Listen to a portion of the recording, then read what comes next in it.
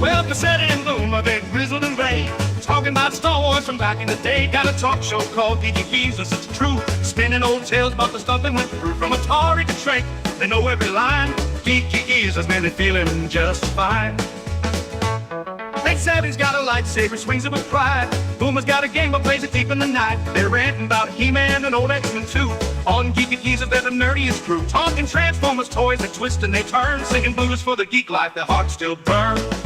Oh, Geeky Geezers, they're living the dream, talking comics and movies, they're busting the scenes. From Battlestar reruns to D&D lore, they're preaching the gospel of geek evermore. Pacelli and Boomer, they'll never grow old. Geeky Geezers with hearts made of gold. They're sitting in the studio, mics turned up loud, reminiscing about Super Friends, feeling so proud. Pacelli loves Spider-Man, Boomer's for Hulk. They argue about Star Trek with passion and both. From Betamax tapes to their old D20s, Geeky Geezers where the nostalgia flows. They got fans in the chat, from the young to the old, tuning in to hear stories that never get told. Talking Ghostbusters, Proton Packs, Toys in the Box, and Saturday mornings with cartoons that rocks. Pacelli and Boomer, they're keeping it real. Geeky Geezers with that old school feel.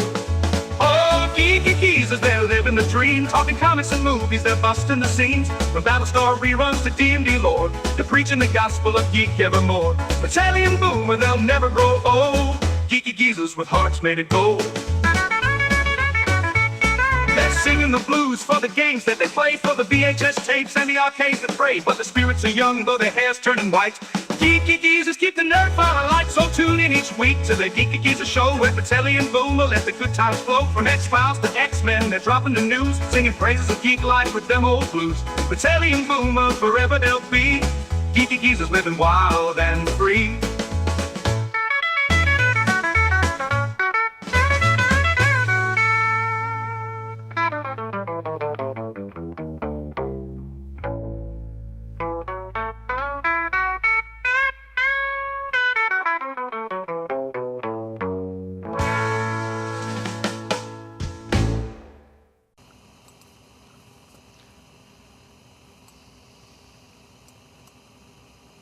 We're live. Wait a minute. Oh, I'm looking at my YouTube. Sorry. Where the heck am I? Okay, there we are. I was on YouTube and I'm like, okay, when's this starting? And then I'm like, oh, I'm not on the EV Mux, which is where I'm supposed to be. Hello, everyone. Welcome to Geeky Geezers. I'm your host, Agent Boomer. This is my co-host, Papa Pacelli, back from Orlando. Back from Orlando, and apparently I throw you off when I'm on with you because you were smooth as glass last week. I think it was more like I was just tired from the 2 days of walking. Well, yeah. So I'm just I'm not being all nervous, or I'm just like, okay, let's just get through this. But that was fun, though. And of course, Netter of Netters Network, our resident Geezette, welcome. Good evening. And here we are, and I'm gonna need to take out. I don't know. I'm gonna need to sell some blood or something to get a PlayStation 5. More on that in a bit, or something. Or maybe start thinking about, is it really worth it? That might. What do you mean? Is it really worth it? Is it really worth it? I want it. Just because you want it doesn't mean it's worth it. Didn't you see the Pirates of Silicon Valley when you had Steve Wozniak, I think, revealing to Bill Gates about this new thing for the Mac OS which used Windows, and I think Bill Gates said, "I want it, Steve, I want it." I love that scene from that movie. But anyway, I mean that's all well and good, but when I don't know, maybe this comes with maturity. As you get older, you start looking back and you go, there were things that I've wanted throughout my life that I've been willing to spend a lot of money on, only to find it wasn't really as awesome as I thought it would be. It, didn't live up to the hype I'd built up in my mind. That's true. And some of the things I was reluctant to buy ended up being very nice. Yeah, exactly right. I mean, every now and again there will be something that I might pass up on and go, damn, I missed the opportunity on that one or whatever. But that's why you got to really pay attention, count the cost and really say, is there another option that would be as good or better? Just a thought. Chat is now open, everyone. Thank you. Oh, that was you. Yep. Okay. Probably too late for this week. I just saw James Tolkien passed away, 94. Rest in peace. Okay. Well, thank you for the information, Linda Green. We might look into that for next week. Actually, I think we have that in our notes, don't we? Do we? Isn't that one of them? Okay. We Pretty sure. might. The name isn't familiar to me, so I might have glossed over him, but we'll get Character into it. actors, you always know the face, you forget the name, Right. but we'll get into it. Yeah.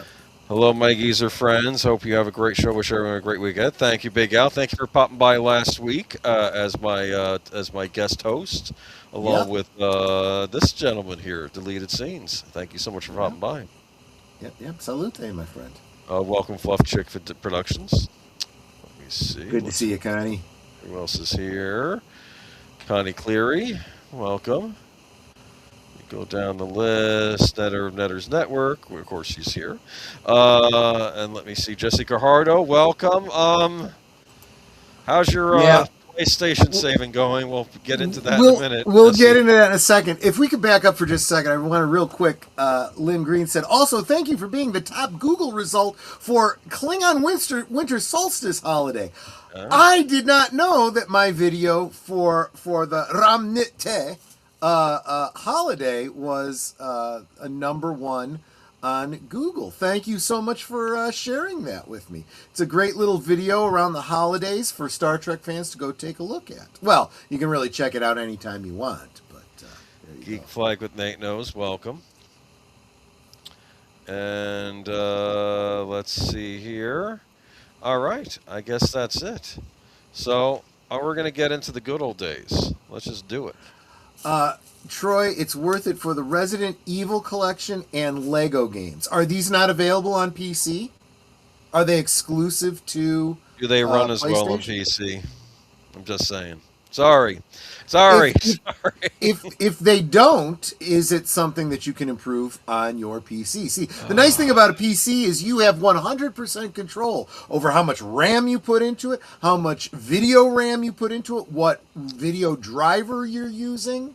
You can upgrade it over and over for a long period of time instead of having to spend $2,000 up front.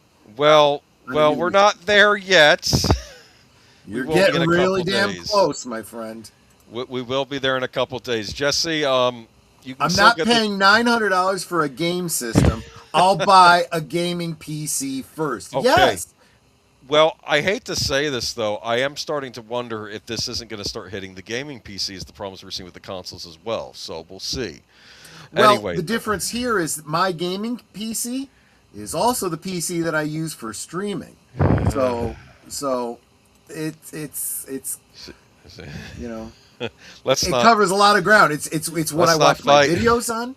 It's what I play my games on, and it's what I'm currently using to broadcast to all of my friends. You're talking to a Mac user and a guy that buys game consoles. This is somebody who has gone so far down a dead-end road, and he really doesn't want to have to turn around and go back the way he came just to get to Anyway, we'll talk about more on that. He's getting ready to tear down walls and start digging through a dead end. Listen to he me. Doesn't want to go back. Anyway, you don't think I've heard the PC argument my whole life?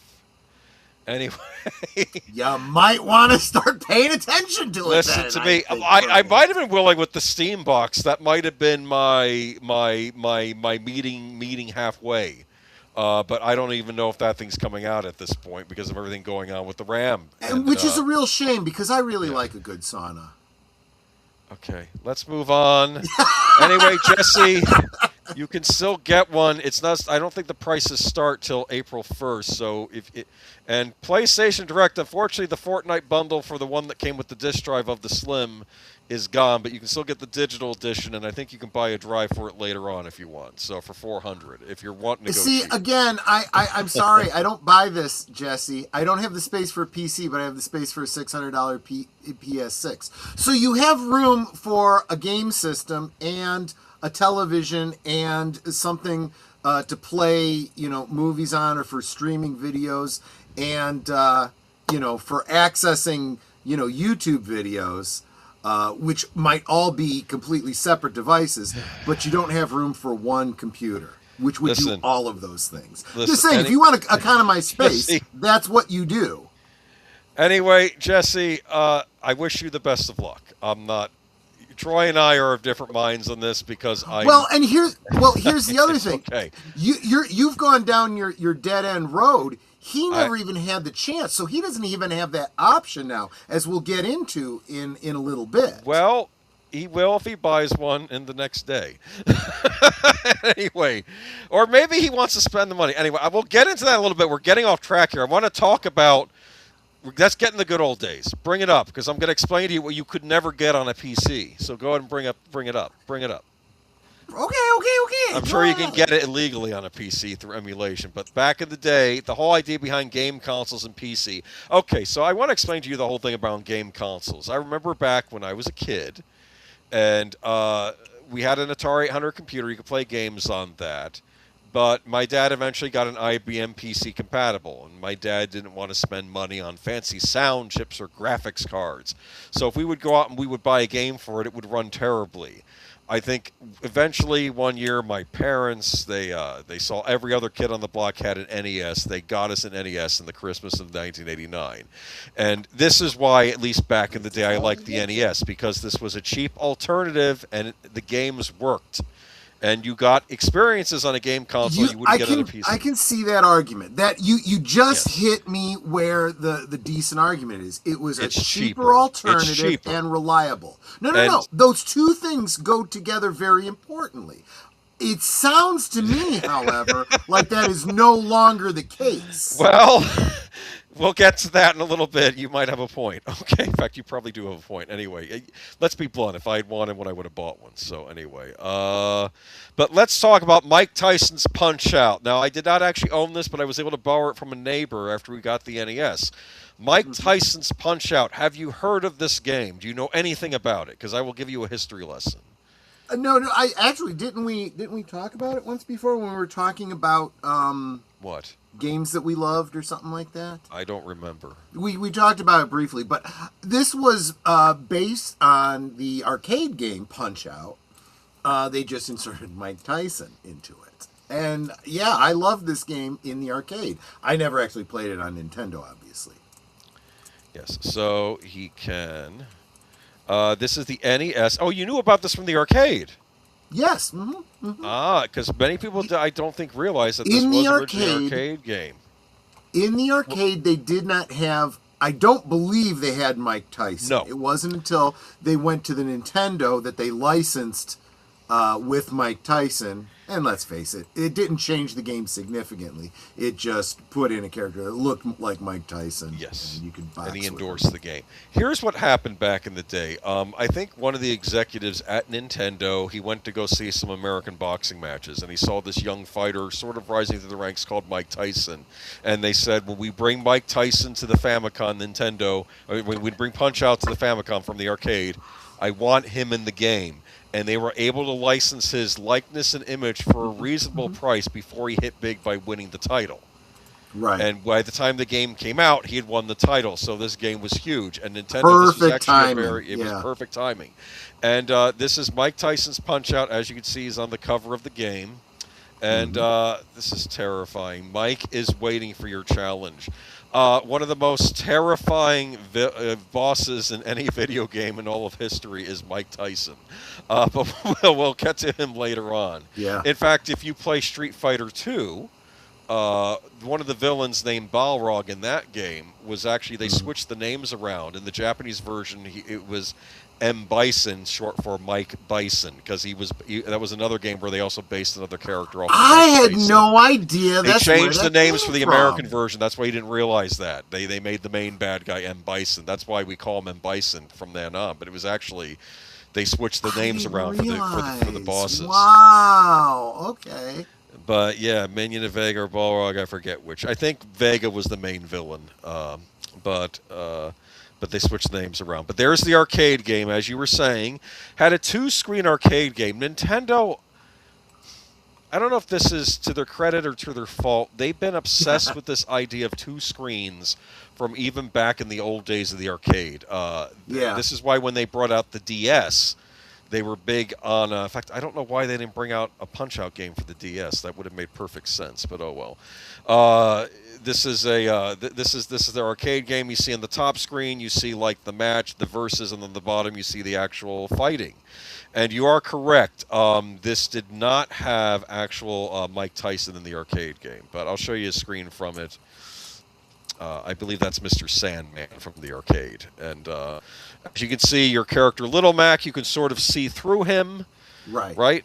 And he's not like a character on the screen, and you have the audience in the background. Yep. But Jessica Hardo, this was... Go ahead. What? He's asking if he has a special ear bite move in the game. That was before that incident. That was later. So the animation was fairly static on the background characters. Yeah. You could tell that the ring and the foreground is like kind of overlaid over a background. But that background had some movement in it, and it was actually kind of important movement. I think you'll get to that in a little bit. I think we'll talk about that with the NES game too, because I think I know what you're getting at. Yeah. But, of course, here's the ad. He's tough, he's mean, and he's waiting for you. Mike Tyson's Punch-Out. Everybody knew about this game. Even kids like me that didn't have an NES yet. You saw this game advertised. You had Mike Tyson on the TV commercial, and, you see some guy playing the game, Fast and Furious, and wondering who it is, and then you see someone fighting Mike Tyson screen, and then the seat turns around, and it's actual Mike Tyson on the commercial, laughing at you, the kid watching the TV, like he's going to get you. Right. This is what the game looks like, and as you can see, there's an audience in the background. Now, what you were saying about the audience is apparently the audience will give you hints on how to beat the boxers. Yes.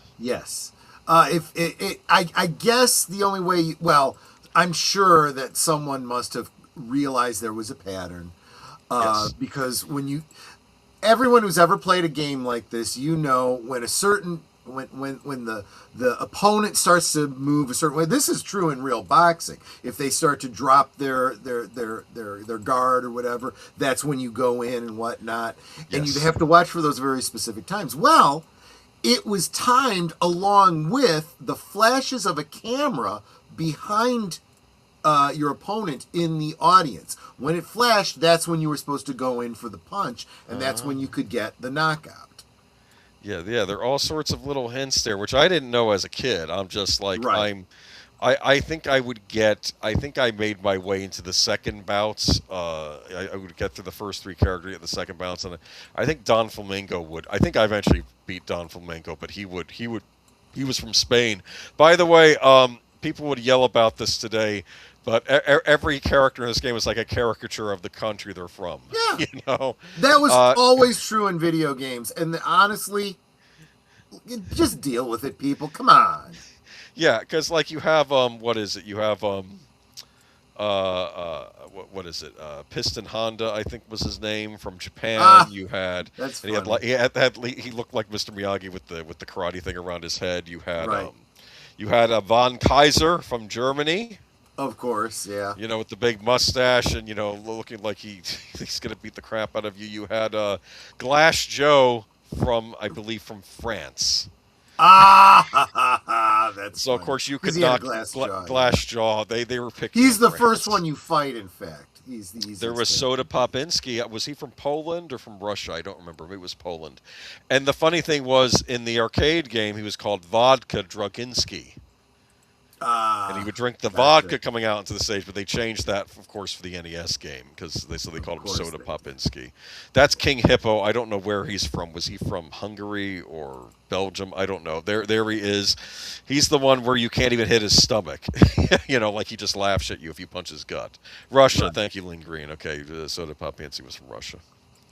But here are the various characters, and that's, of course, our hero, Little Mac, and his trainer, Doc Lewis.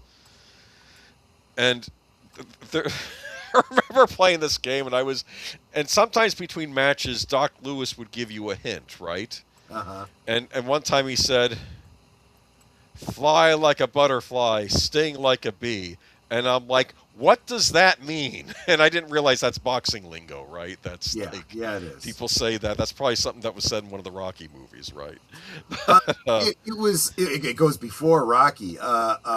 Muhammad Ali used to say, "I float like a butterfly, I sting like a bee." Maybe that's what it was. Yeah, and Yeah. he That was his catchphrase. That was his catchphrase, right? and he was Doc Lewis is funny though. I might talk a little bit about the remake too in a little bit too, but there we have Doc Lewis on his bicycle, and we have Little Mac in the pink jumpsuit. Why? And of course, you got Why the not? Statue of Liberty in the background. This is New York, and we have Yeah. Doc Lewis there. There's a Robot Chicken. Oh, there's this real bad Robot Chicken short where you have Doc Lewis on the bike, and he's riding the bike, and then he just kills over because I guess he dies of a heart attack. Because he has a heart attack. That's funny. Yeah, Yeah. and then he and then they do the funeral, and they have all the different fighters coming up and giving like their eulogy. I think Mike Tyson shows up at the end and says, "I took all the pizza rolls. Bye." And like that's what he says at the end. But why does the main character look like a kid version of Rocky? I'm sure it was inspired by Rocky. Exactly. All right, I'm sure I it mean, was this- intentional. I mean, this is a ridiculous game because it's not actually this isn't actually an official like what is it, the Boxing Federation, whatever they call it, game. This is these are fake boxers, except for of course you have a license of Mike Tyson in the game at the very end of the game. But there's Glass Joe. He's easy to work on. The graphics. This is an example of a game utilizing the hardware very well.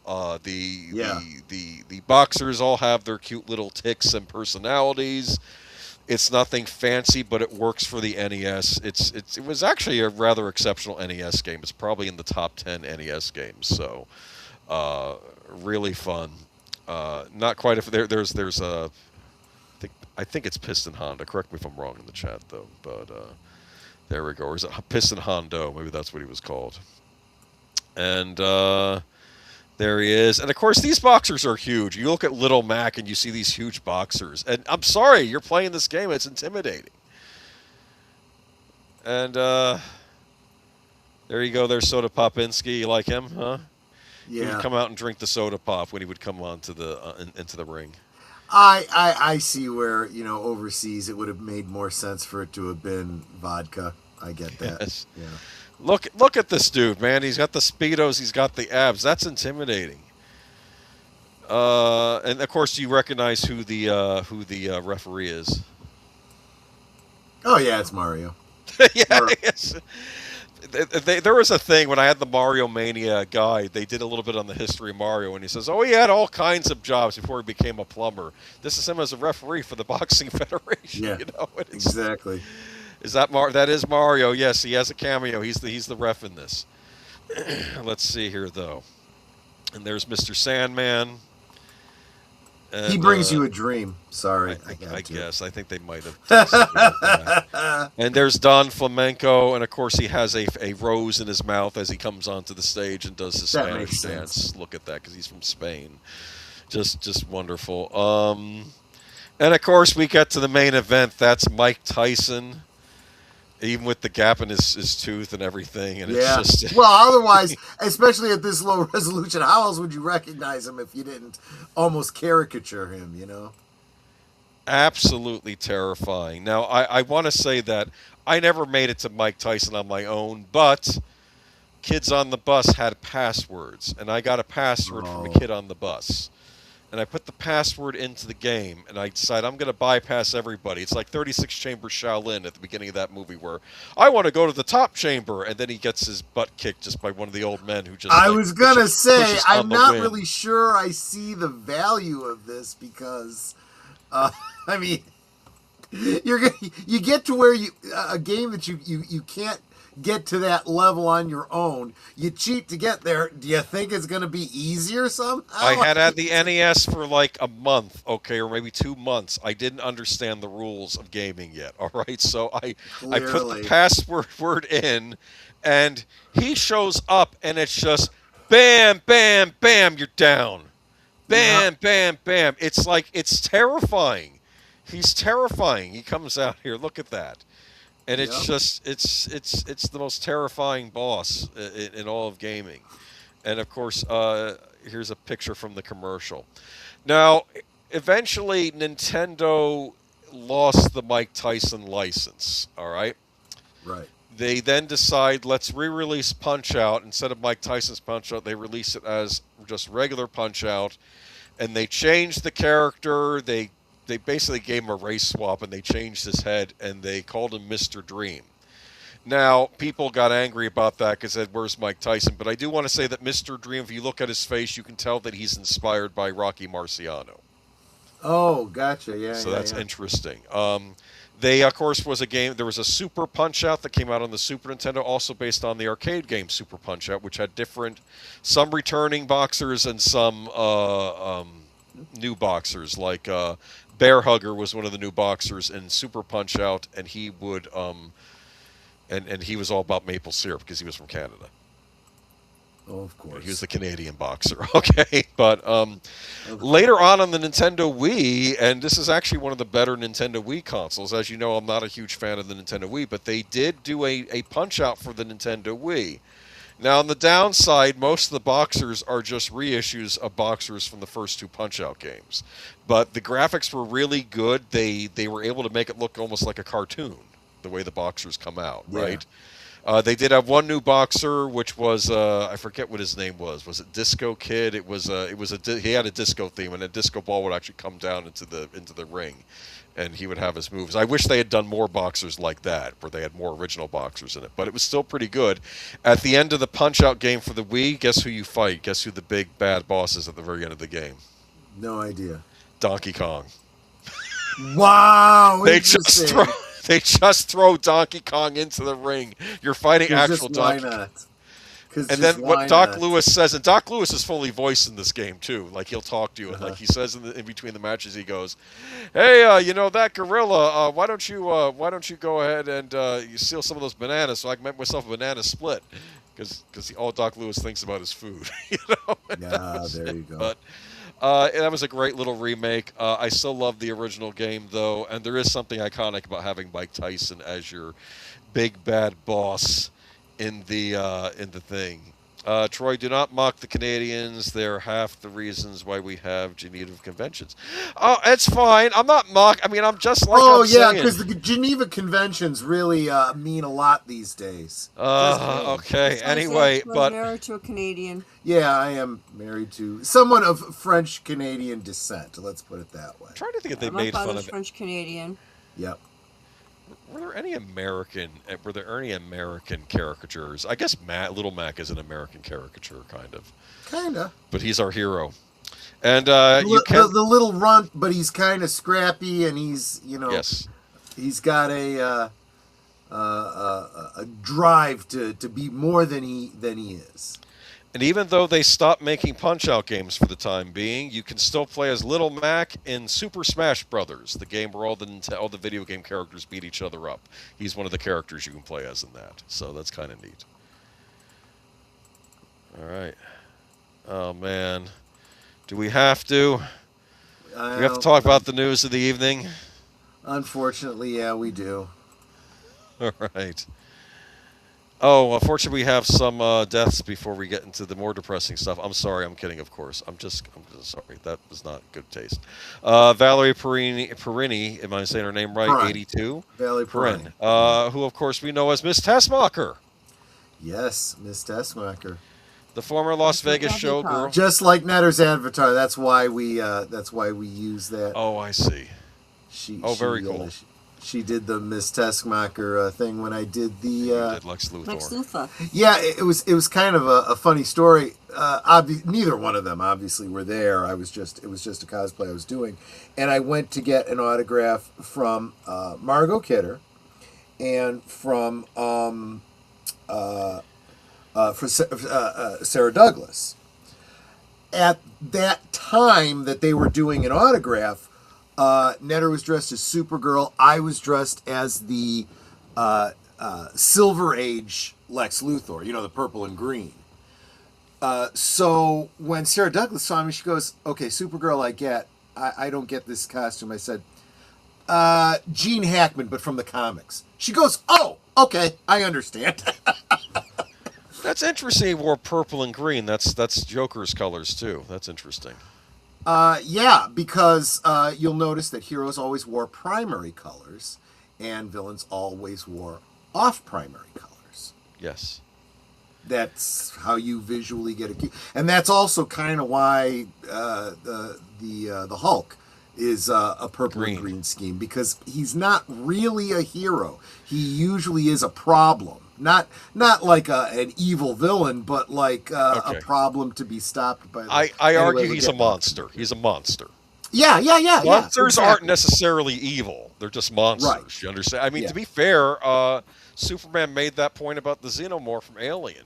I think in the Superman versus Aliens comics, he said, you know, I can't exterminate these creatures. They are technically sentient beings. He said that in the comic. I think he had to figure. But they said, but they had a point in the comic, these things can hurt me, and like he had an exclamation point. Like they couldn't kill him like the Marines, but they could do damage to him.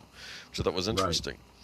But Valerie Perrine, Valerie Perrine. Valerie Perrine. Yeah. The former Las Vegas showgirl who earned a Best Actress Oscar nomination for portraying Lenny Bruce's drug-addicted stripper wife in Lenny, and played Lex Luthor's secretary in a pair of Superman films, died Monday. She was 82. Yeah. Prine's death at her home in Beverly Hills was announced by friend and soulmate Stacy Souther. She was diagnosed in 2015 with Parkinson's disease, which eventually robbed her of her mobility and much of her ability to eat and speak. She faced Parkinson's disease with incredible courage and compassion, never once complaining. He wrote, "There was a true inspiration who lived life. She was a true inspiration who lived life to the fullest, and what a magnificent life it was. The world feels less beautiful without her." I agree with that statement. Yeah, I think we talked about it when she was first diagnosed, and I said that's a rotten road to be on. That's a hard disease, is. But I don't think that we give certain people enough credit. We talk about, well, obviously, Jerry Siegel, Joe Shuster. They're the ones that created Superman, and many of the elements of Superman that we love to this day, right? And we always talk about the comic writers and artists that brought these characters to life. I mean, if you get into like Batman, the person who created the character and the person who created the look of the character are two different people, and you can't give all the credit to one and not to the other. Right. But I would argue that Valerie Perrine was the one who really brought Ms. Eve Teschmacher to the Superman lore. That character did not exist in the comics before this character was created specifically for the first Superman movie, and she's the one that gave that character character. You know, it was just you really started really liking this character, obviously because she's beautiful, but also because she wasn't your typical villain mall type character. She was clearly someone who had depth to her, and you totally see that in her saving Superman and asking him to save her mom, and realizing that she's not on a good path. She's hoping that she can do better, and you never know. Maybe she does turn her life around eventually. But that character then made it into the comics, was referenced many, many times, and now has become kind of a staple in the comics, even to the point of being recreated in the new, as it were, James Gunn Superman. But anyway, we wouldn't have that character at all in fandom if it weren't for Valerie Perrine. Yes. And a few comics and shows used Teschmacher. There was Mercy and Tess Mercer. Yeah, Tess Mercer was sort of a combination of the two from Smallville, I think. Yeah. Exactly right. And then it became, there was, I don't know, we must be going about 10, 15 years ago, there was a modern version of the evil alternate universe where the Justice Syndicate were the bad guys and Lex Luthor was the good guy.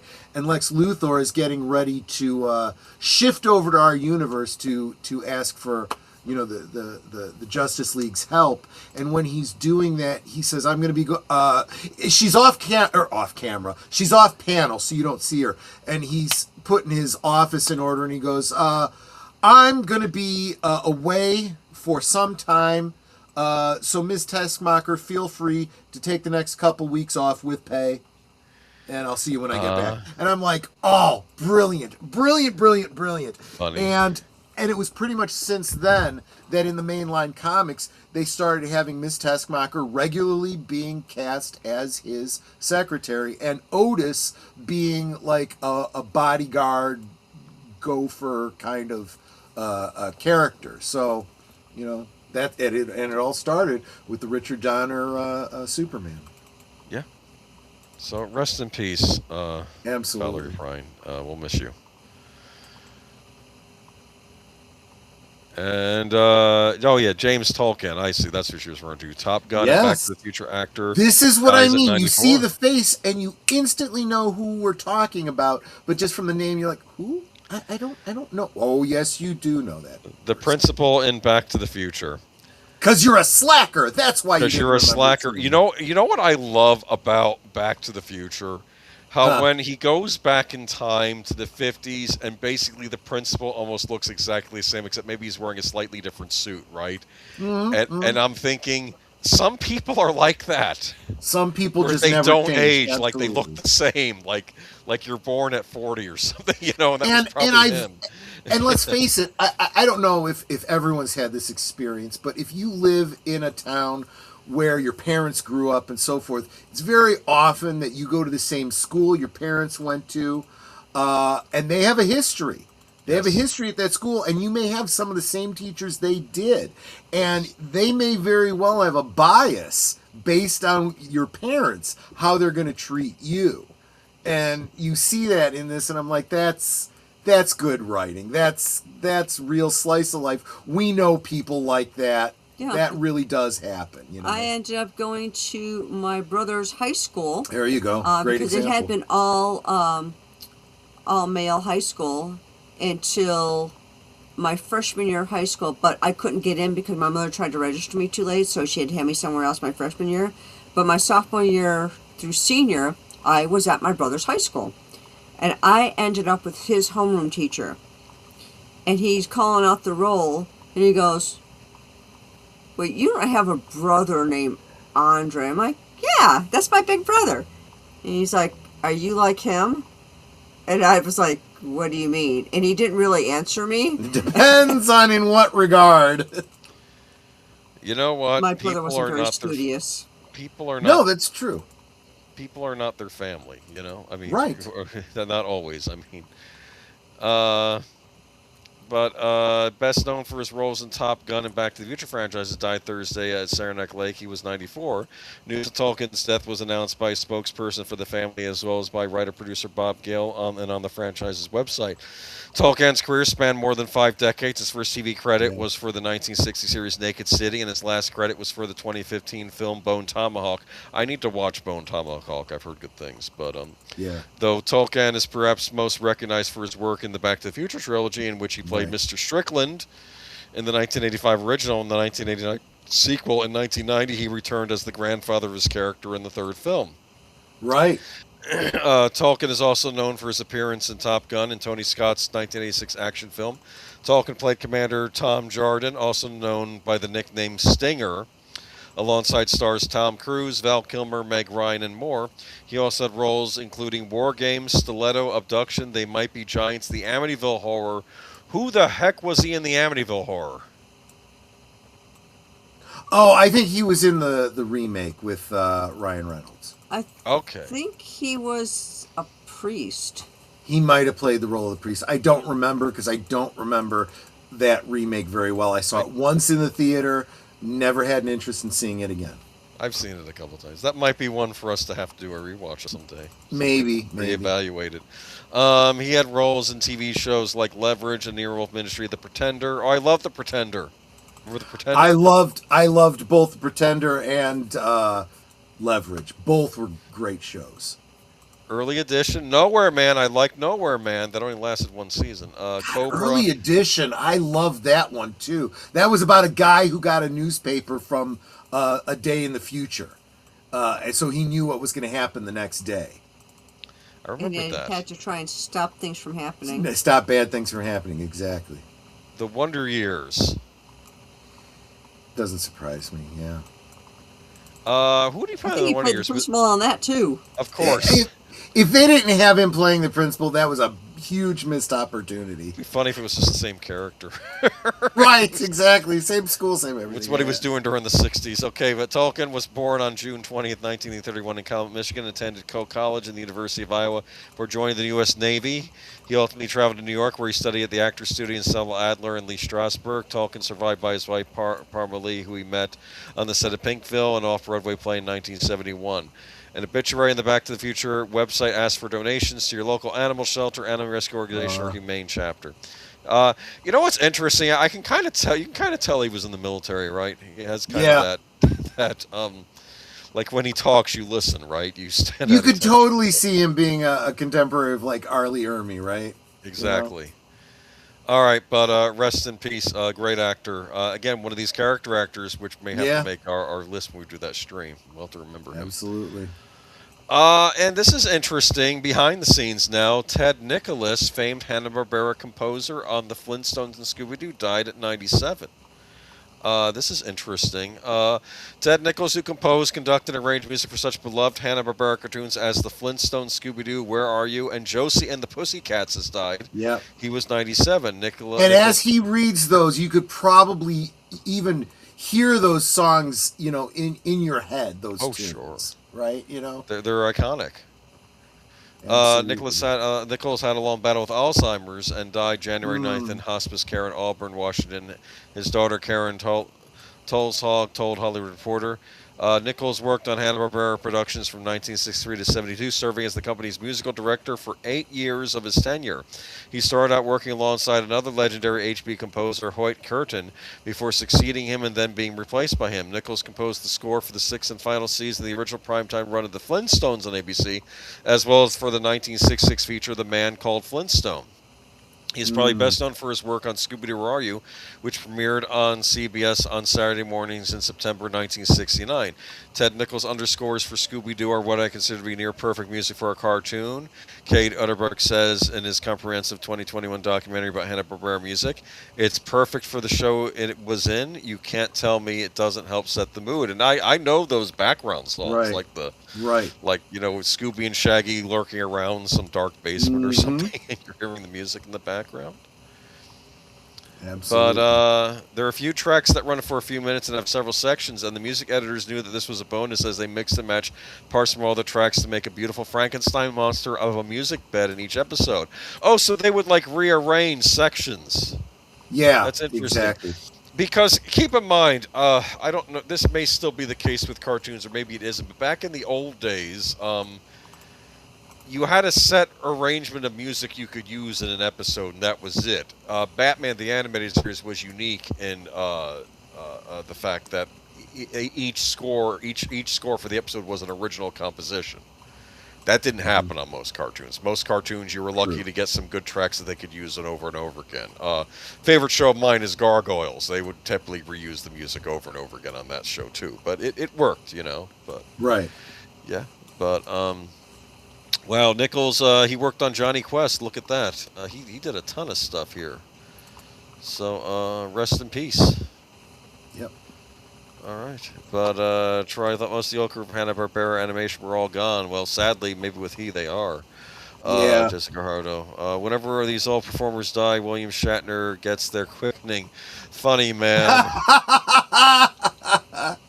That is funny. All the immortals are working in Hollywood television of the 60s and 70s, and they're just gonna, Yeah, exactly. Another animation death too. Barry Caldwell, 69. Beloved Yeah. animator and storyboard artist Barry Caldwell has died, according to reports. Further details of the veteran animator's death remain unclear. Caldwell, who worked for both Warner Brothers Animation and Disney over the course of his acclaimed career, was behind numerous popular children's films and television shows. His impressive list of credits include Animaniacs, which aired on Fox between 1993 and 1994, and Pinky and the Brain, which ran for 3 years following its 1995 debut. He also was part of the animation team for the 2006 animation Curious George and the 2011 Easter comedy film Hop. Other projects that led him to notoriety in the industry include his work as a storyboard artist on The Smurfs, Alvin and the Chipmunks, Clifford the Big Red Dog, Kim Possible, and Tom and Jerry. Caldwell's death was announced by fellow digital creator Paul Dini, who described his late friend as admired and celebrated. Paul Dini, of course, was a big writer on Batman the Animated Series. Right. So it's sad. We're losing the greats. I'm telling you, we're losing all the legends. And Geek Flag says, "My God, he looks like my dad."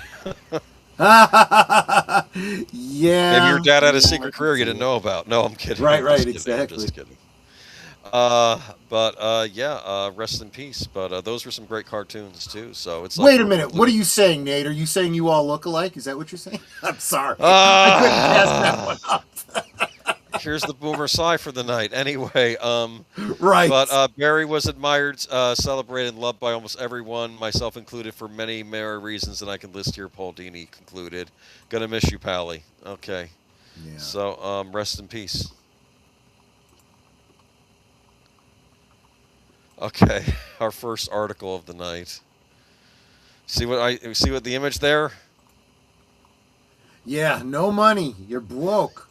You are broke. Sony announces price rises for PlayStation 5, PlayStation 5 Pro, and PlayStation Portal. Okay, Sony has announced price rises for PlayStation 5, PlayStation 5 Pro, and PlayStation Portal, blaming continued pressure in the global economic landscape. The price rises, which come into effect on April 2nd, 2026, were a necessary step to ensure we can continue delivering innovative, high-quality gaming experiences to players worldwide, Isabel Tamada said. I'm sure that doesn't include Concord. I'm sorry, I didn't mean that pop out of my mouth. I'm sorry. Vice President Global Marketing, Sony Interactive Entertainment, said in a post on the PlayStation blog, "With continued pressures in the global economic landscape, we made the decision to increase the prices of the PlayStation 5, the PlayStation 5 Pro, and the PlayStation Portal remote player globally," Tamada said. "We know that the price changes impact our community, and after careful evaluation, we found this was a necessary step to ensure we can continue delivering innovative, high-quality gaming experiences to players worldwide. The update recommends retail prices for PS5 consoles are effective starting April 2nd, 2026. Y'all have a couple days to make a decision if you're going to get these for the price they are now." PlayStation 5. Now, it doesn't say PlayStation 5 Slim, but I'm assuming that's what this is. I think the Slim model replaced the old model. It's just like a smaller version of it. I'm assuming that's what this is. But regular PlayStation 5 will increase to $649.99. PlayStation 5 Digital Edition, $599.99. PlayStation 5 Pro, $899.99. I want to reiterate that the PlayStation 5 Pro does not come with a separate disc drive. It is an all-digital console. You can buy a disc drive add-on for it for another $79.99. I believe that's the price. And you could buy the electric cord separately, and you can buy different colored boxes for it, and you could buy each one of your controllers separately. Yeah, well, the controllers are kind of pricey. Right. Okay, and of course they have the UK prices on here as well. Updated recommendations. Retries remote player is effective starting April 2nd as follow. $249.99 for the remote player. I don't really know what that is. I'm assuming it's like a device that you can stream your games from your console to and play it on the go if you want to turn it on and play it in the bedroom on a portable device, which is kind of neat. But Sony last hiked the price of the PS5 in the US in August of last year when it confirmed $50 price increase for PlayStation 5, PlayStation 5 Digital Edition, PlayStation 5 Pro. The standard PS5 with a disc drive is now a whopping $100 more expensive, as is the PlayStation 5 Digital Edition. Now, I had seen on PlayStation, I think Sony Direct or PlayStation Direct, where you buy directly from them on Friday, Saturday. They did have the Fortnite bundle, which came with the disk drive for the Slim 1 TB for $449.99, which is probably the cheapest it'll ever be. I think it is now since sold out. You can still get the digital edition for $399.99, which I believe you can still attach a disk drive to it later on if you so choose. But where to buy the PS5 before the price hike? I love it when they announce this stuff in the article. Let people find it out for themselves, people. So yeah, the PlayStation 5 has gone up in price. I'm now worried that now the Nintendo Switch 2 will probably also have a price hike. I heard it argued too that Sony knew this was going to happen, but they were able to forestall it by a few months, whereas Xbox got caught with their pants down, and that's why their consoles went up so much last year. So the price hikes are happening. Geek Flag, I see where you stand. Anyway, So I did want to give Jesse- Sony credit for at least giving a warning. I think a bigger warning would have been better, but at least they gave us a few days if you really wanted one to go out and get one at the standard price. So, yes. I Go love that Jesse Guajaro says, Troy, my reaction to the price increase was the Charlie Brown, ah! Like I said, Jesse, you could probably still find it certain places. I wish I'd gotten to you sooner about the Fortnite bundle, which you could still get at the Black Friday price on PlayStation Direct. You could still go on the site and look. Maybe it's back on there. I don't know what to tell you. I don't know what version you were planning to get to, if you were planning on getting the Pro or not. But everything's going up in price, and we're all being priced out of this hobby. And I don't know if this is because of the DRAM shortage, if this is because of other components, because of the AI race. I know Smash JT, he had a comment that this is the Concorde tax for them losing so much money on Concorde. I don't know that that's the case, but maybe it was a factor. That could be You never part know. of it. I mean, it does. Because they made some dumb decisions. By the way, that'll be probably we talk about next week. Apparently, Fortnite, the game they're all trying to copy and make money off of, is apparently not doing well right now. No. So, WDW Pro just did a video about it. You can check that out, talking about that. I actually haven't even watched the video yet. It just came up very, very recently.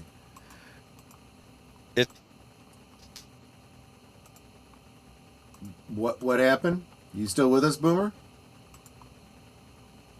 Did we just lose Boomer? Because I'm not hearing you. Yep. No, you know what? There's more to it than that, Nate. Yes, I agree with you. They are probably, and this is what business is supposed to be. You try to get as much as you can out of it. But going back to what Jesse was saying, a big part of this is that RAM has gotten so expensive because there's a run on it.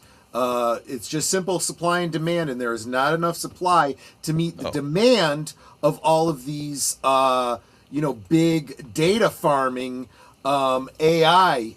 So again, this goes back to your whole problem with, Elon charging you for Grok AI. Well, that's because we've created this bottleneck of technology and having to pay for it. And the people using AI are going to pay for it. The people that are just simply using electricity are going to be paying for it. And the people buying these consoles are going to be paying for it. And yes, it's probably going to affect the PC users as well. And I think it's still like a holdover from COVID because you couldn't get them then too. Well, in fairness, that was a whole... This timing is just killer because we never did as an economy and as the infrastructure of supply from overseas has never truly recuperated from what we did to our economy during that period. So this is it's more. So what I'm getting at is it is more than just greed. So, can you hear me now? Okay. I can hear you now. I went silent there for a second. I was supposed to be using something that's an improvement, but we'll see. I don't know. Like I said, maybe we need to get a new modem. More on that in a little bit for as far as modems go. Anyway, there you go. Yeah. But I love how you tie all this stuff together. I'm just saying, though, with me, though, I want to explain to you. I was actually very reluctant last console generation to get involved, and then I did, and they were all good consoles. I got a PlayStation 4 Pro. I decided to get the higher end of the last gen. Okay, the PlayStation 4 Pro, and it was $399.99, and it came with Spider-Man. Okay, Nice. Yeah. and it's funny because I even got a 2 terabyte internal hard drive to put in there because I knew that the 1 terabyte it came with wasn't going to be enough for me. And then, of course, not long after I put the 2 terabyte in there and I start downloading some of my digital games, I think it was Final Fantasy 12 or Final Fantasy 15 or whatever it was, and I download it, and suddenly my 2 terabyte is filled up, and I'm like, what the hell? What is going on here? And then I learned out later on that apparently these digital downloads are taking a lot more space than the ones from the PlayStation 3 generation. But Yeah. luckily, Sony had a solution to that. You could get an external hard drive, plug it in, and run the games off of that. But you can't do that on modern consoles on either the new Xbox or the PlayStation. You can't run the games off of an external. You have to get the internal specialty memory, which is very expensive. That's what basically made me decide to bow out. Yeah. Because I almost got one of these PlayStation 5s. I was so close because I thought, $449.99, that's probably as good as it's going to get. But you know what? I have a PlayStation 4. There's still games coming out for the PlayStation 4. There's still games coming out for the Nintendo Switch even. That new Castlevania is apparently coming out on the Switch. Hopefully it doesn't run like crap. That's my only worry. But Right. Boomer, you're 5x5. Is that good? Yes, that means you're Okay. coming in clearly. Exactly. PS4 oldie but goodie. But anyway, but you can't even buy a PS4 anymore. That's the thing. So I get for the kids out there, they want to get a game console. It's not like they can buy the last model unless they get it refurbished. And even then, you're taking a risk. I would also argue, Jesse, if you buy a refurbished model off of from PlayStation directly, I can't speak to Sony, but I know when I would buy a refurbished thing from Nintendo, it was like buying a brand new console because they actually, it's not like buying it from like a GameStop. They actually have the parts there internally and they fix it up right. So that might be another option for you if you were to try buying a refurbished directly from Sony. But don't quote me on this because do your research if you still want to go down this path. Moving on to Nintendo. Nintendo is making a huge change to Switch 2 game pricing. Collectors will hate. The Nintendo Switch 2 has been a contentious console ever since launch. It's more like a hybrid because it's really a portable.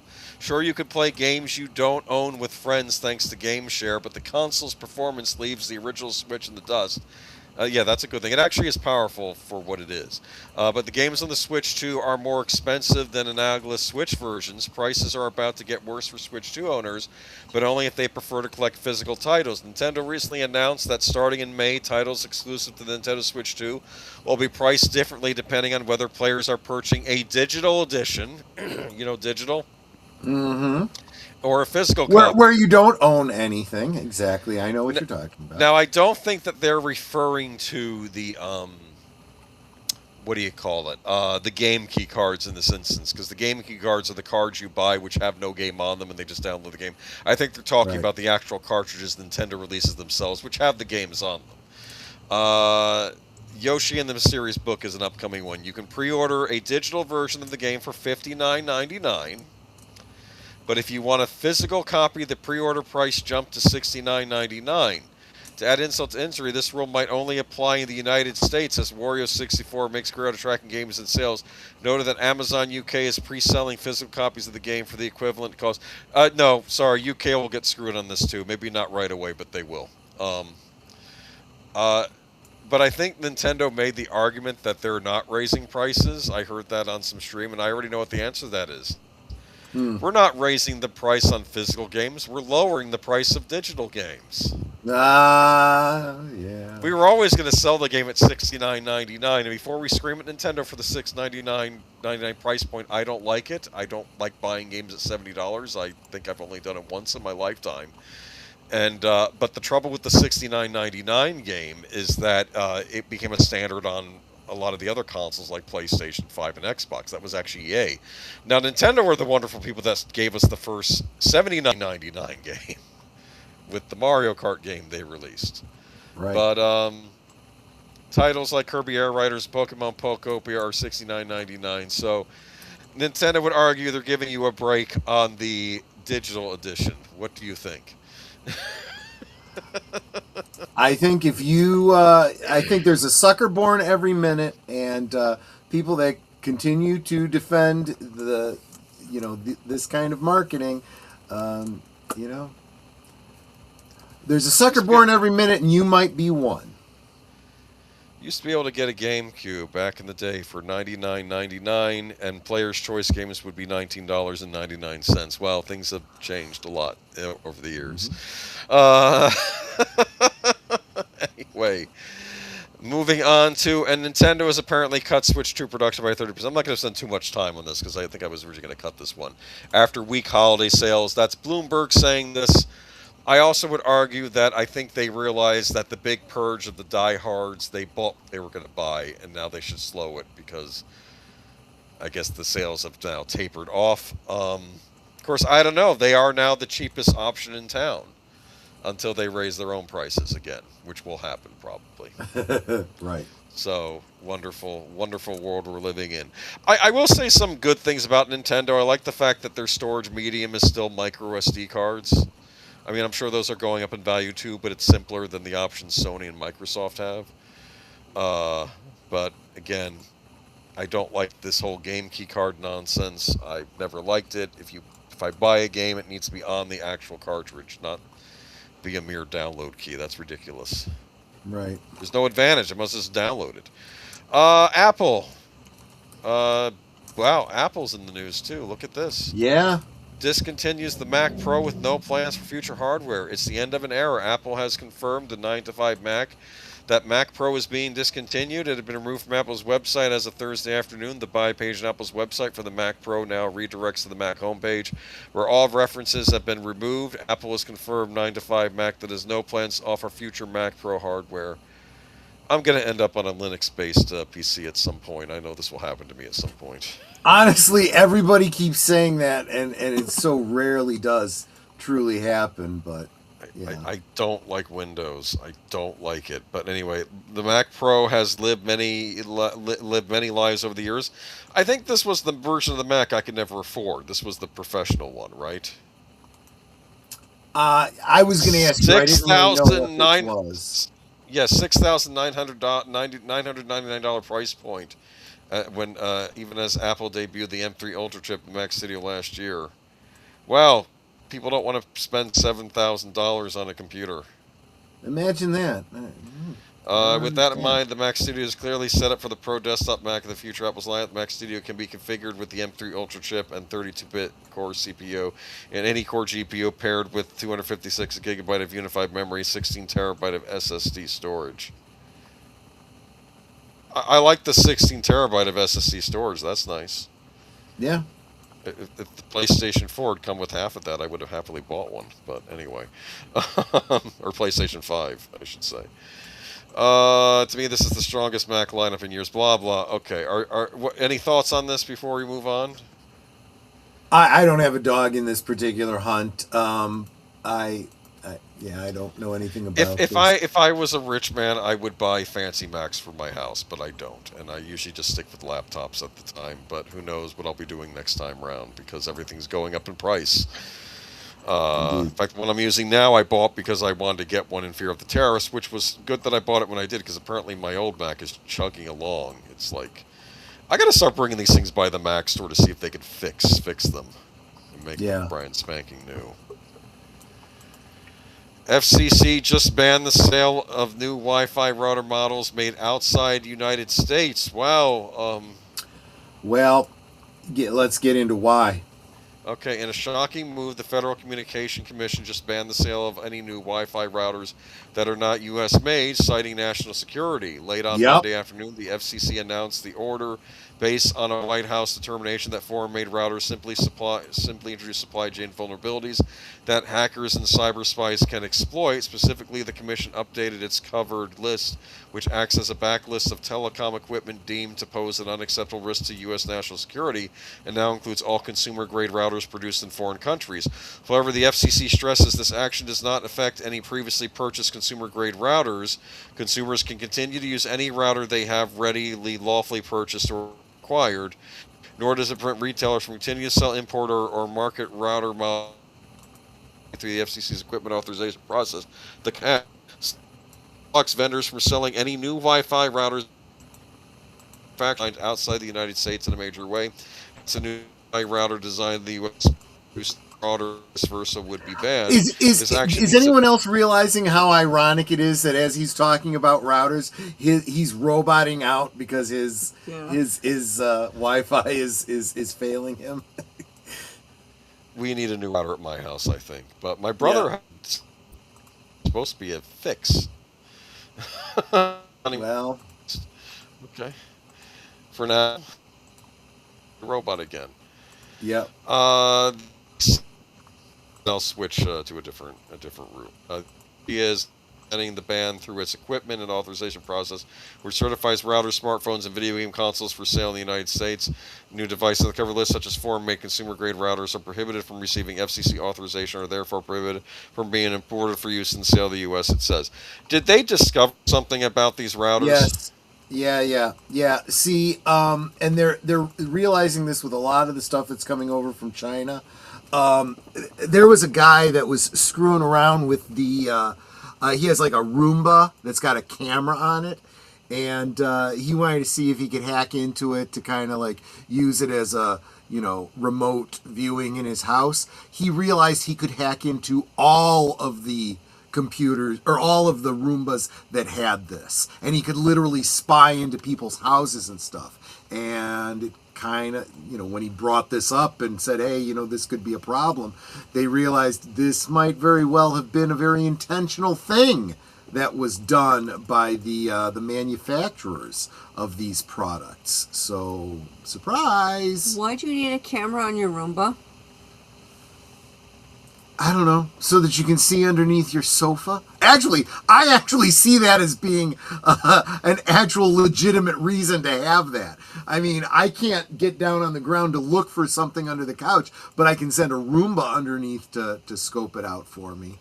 Or your wife. Or, well, there's going to come a point where you're not going to be able to either, sweetie. So let's, Hush your mouth. I'm just saying. But yeah, you got to understand that there are, when you have another country making your technology for you, they don't always have your best interests in mind, or our country's in mind. Just saying. So there's a legitimate reason for the government to say, yeah, no more of this. No more. So, there you go. Netflix. Yes, Netflix. What about them? The company that brought you Cuties. Anyway, let me know if I robot again. I'll drop it out, but let me go ahead and read. Okay, so Netflix raises prices across all streaming plans. Netflix subscription just got a little more expensive. The streaming giant adjusted its pricing structure Thursday, with all subscription tiers rising at least $1. The company's ad-supported plan is now $8.99 a month, up from $7.99. The standard plan is now $19.99 a month, up from $17.99, and its premium plan is now $26.99, up from $24.99. Extra member pricing also increased, with ad-supported plans now costing $6.99 per additional non-household user, up from $5.99. The ad-free add-ons now costing $9.99, up from $8.99 each. I love the year 2026. Did I slip into an alternative timeline where everything got really awful? But people are starting to wonder that now. People have been saying that for some time, actually. Did we slip in an alternate universe, like starting in like 2014 or so, or it's like, there's been a lot of speculation. Or 2012, some guy said. Yeah. The price hike comes as Netflix had been investing heavily in its content, including new ventures into live event spaces and into video podcasts. The last time the company raised prices was January 2025. So at that time, Netflix was still poised to acquire Warner Brothers. Well, they're not doing that anymore. So, True. So how about this? You gonna pay the extra dollar? I don't. I do not. I don't do Netflix. They don't get any of my money. Well, Well, then how that there. on Every earth now are you and gonna? again, every now and again, I will buy some of their physical media. We'll be talking about that in just a moment too. But other than Well, I that, was gonna no. say, how are you? Else are you gonna watch Stranger Things when you want to watch a repeat? And I'm like, wait a minute. Well, that sounds like a pivot. Let's get into that. Look at this beautiful set, huh? You see this? Yeah. And it's interesting who's releasing it too. Stranger Things fans will soon have permanent access as a full DVD sale is now available for pre-order. Stranger Things, the complete series, comes in Blu-ray and 4K Ultra HD editions. This collection includes all 5 seasons of the hit show, which totals 25 discs. It'll be available at brick and mortar and online retailers beginning July 28th. Prices range from $200 to $260. It's actually cheaper on Amazon, just so you know. Okay. Okay. To that end, there's a deluxe edition available for true diehards. This includes the complete series, of course, but also bonus content like bloopers, interviews with the cast and crew, and various behind-the-scenes featurettes. It also comes with a bunch of doodads like self-adhesive Hellfire Club patch. Oh, you neat. you could put it on your thing.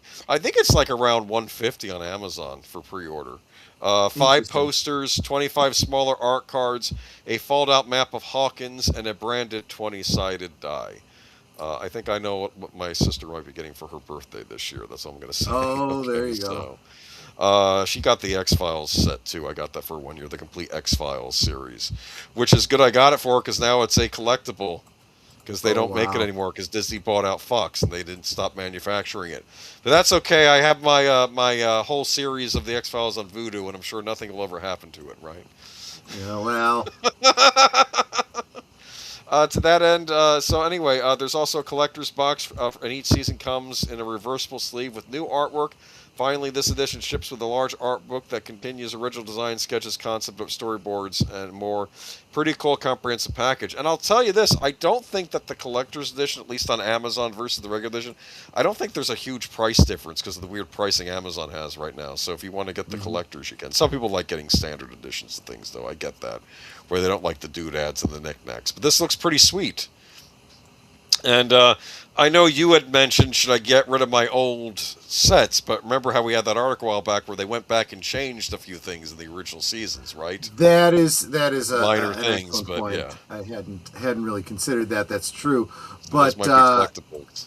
and honestly, when I see originally, I thought $200 for this. I'm not sure that's worth it, but $150, and there's a lot of really great little extras that go with it. You are Let getting me go some on value. Amazon real quick. You bear with me a moment. I'll find out what the price is for this. Yeah. And considering that this is basically done and over with, regardless of how you feel about how they wrapped it up, it is wrapped up now. It's not going to get any worse. I had a lot of fun with it. I might want to get this, although I suppose I probably want to do it sooner than later if I want to get it at that price. Am I right? Well, it's not coming that? out until July, so you can always wait, and I don't think it's going to go anywhere because it's going to be a hot seller. The collector's edition might disappear, but there'll still be the standard edition. Right now, the deluxe edition is $162.49 at Amazon. Let me see what the regular one is too, and they don't have it on DVD. It's either Ultra or regular Blu-ray. But let's see here, Stranger Things. Give me a moment here while I look that up. I'm just curious what Amazon... And who knows, they may have deals on it come Black Friday as well. You never know, might even have it for less than that. Because I don't think... oh, look at that. If you just want to get the standard edition without the frills, $129.99 on Amazon. That's not a bad price. I don't know, though. For that extra $25, I think it might be worth it for all that other... cool stuff. I mean, you get the DVDs, you just don't get the extra frilly stuff like the art book and things like that. But I don't know.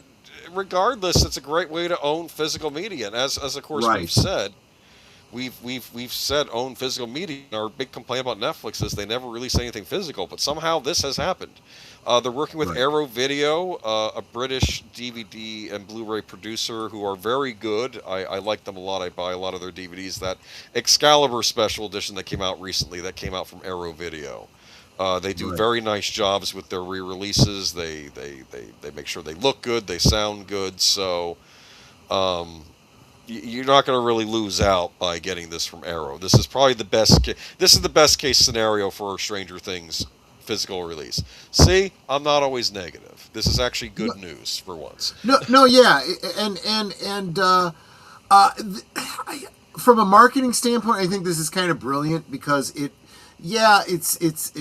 DVD. It's not like VHS or something, but the whole idea of the nostalgia of physical media, they want to play into that with Stranger Things, if they're wise. The only thing I bought with Netflix on it was the Stranger Things toys to go with Jurassic World toy diorama as background characters. Oh, interesting. I've done that too. I've bought toys from different toy lines just to be filler background characters. I do that from time to time too because let's face it, we're weirdos, folks. It's a nice set though, and even at $129.99, if you wanted to own this, that's good. And 60, 160, and they may have it cheaper other places. Oh, no. Can we go back? I just go back and Oh see on the last gosh, one. here we go. Here we go. Okay, I almost felt like doing a presentation on just this whole thing in general. First off, I want to talk to Warner Brothers and explain something to them. The Lord of the Rings is not a franchise. Stop acting like it is. It is a piece of Right. English literature. It is a single story. I know it was a trilogy, but to be honest with you, Tolkien wanted to release it as one volume when he wrote it. They just didn't have. Right. There were paper shortages after the war. That's why they released it as 3 separate volumes. And I'm sorry, it's The Hobbit and Lord of the Rings. And I that's know it. there are other works Tolkien worked on, but he never even published those in his lifetime. I'm tired of Right. this. They think they can make a cinematic universe or expand a universe out of this. It's Out not of going to every happen. well, they can do that with everything. Everything is meant to be a machine for cranking out money. And look, even if everything was a machine for cranking out money, for crying out loud, treat it as such. Be kind to it. Understand what you have, and don't kill the golden goose, which is what they're doing over and over and over again. Um, they keep thinking that they're going to release these things like a Gollum movie and other things, and that they're going to do Yeah. Boko box office, despite the fact that there's no evidence. And I want to cite a couple things. One, Lord of the Rings as a movie series, it's kind of old right now. It came out in the early aughts. We're well over Right. 20 years after it came out. Secondly, I know you had the Hobbit prequel. Hobbit's not a prequel, but that's how it felt like when I was watching it. Okay. Yeah. Um, and and then you have that animated anime movie they released, which did nothing. That was Right. a fart in the wind, if you'll pardon the expression. And well, it was animated. We weren't expecting it to make a lot of money, except that anime films nowadays actually do very well at the box office. So Right. you're wrong. I think they're betting on this stuff, and I don't think it's going to pay off. But what do they do, though? What's the big announcement, though? New Lord of the Rings movie from Stephen Colbert. I thought this was a troll. I thought this was like an AI fake story someone was trolling the internet with. I didn't Right. think this was real. I still don't believe this. Warner Brothers has revealed that Stephen Colbert and his son are developing a brand new Lord of the Rings movie. The announcement came Tuesday night via the studio's various social media accounts. The video announced opened with Lord of the Rings director Peter Jackson. Yeah, that is Peter Jackson on the call. Giving a quick update about the next film in the franchise, Andy Serkis, The Hunt for Gollum. Jackson said of the project, which is set for release in 2027, Andy is doing a terrific job. It's looking amazing. The script is coming together really well, and I think it's going to be a really good film. Well, I hope it's better than his Animal Farm movie he's making. Jackson then teased his very special partner who will help develop the next film after The Hunt for Gollum, titled The Lord of the Rings Shadows of the Past. That partner is none other than the Late Show host Colbert, who Jackson patched it through a video called Colbert, a vocal Tolkien fanatic, then explained that the plot of his movie will come from a chapter of the Fellowship of the Ring that didn't make it in the Jackson's 2001 adaptation. Now, I don't know why this isn't like a renowned fantasy author maybe working on this script. Wouldn't that make more sense? One would think. Heck, even having like J.K. Rowling popping on, or well, I guess Neil Gaiman's out of fashion right now. You can't do that because because she had bad think, and can't have that. And even though George R. R. Martin would be a bad fit for Lord of the Rings too, he's at least a fantasy writer. Like I would expect, like someone in the field who really writes fantasy fiction to be the one you would have crafting your screenplay if there's even a reason to do that, which there isn't. And this is Stephen Colbert, who, if he has any writing credits, I think he might have done a couple graphic novels that were comedic. I don't know what his pedigree is for this, and not to mention the fact that I can't stand the man. But even if it was a guy like David Letterman from back in the day, or Jay Leno, I still wouldn't pick them to write a Lord of the Rings movie, and I didn't have as much a problem with them as Stephen Colbert. He even speaks and reads. To be fair, Stephen Colbert is a noted expert. He even speaks and reads Elf. Well, okay, maybe he is a Lord of the Rings fanatic. I don't know. He is not who I would have picked. And